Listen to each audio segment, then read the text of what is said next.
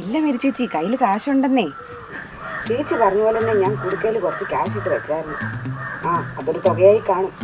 നാളെ തന്നെ പറ്റുവാണെങ്കിൽ ഞാൻ ലോൺ അങ്ങ് അടച്ചു തീർത്തോളാം.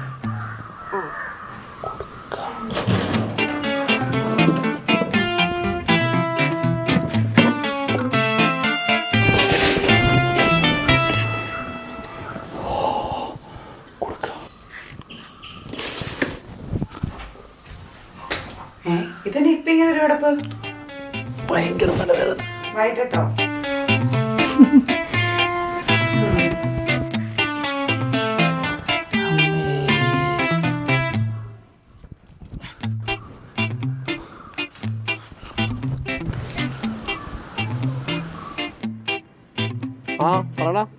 എവിടാ?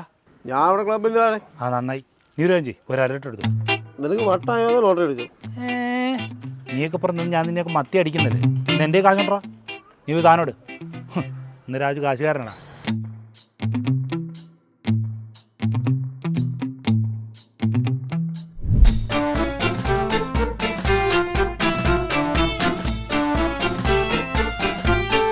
ഒന്നും കൂടുതലില്ല.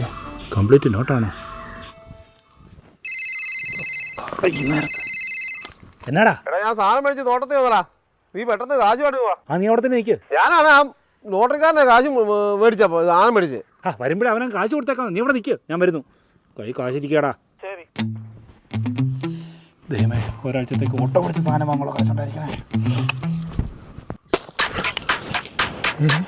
ഇതെന്നെ പേപ്പർ മുടക്കോ?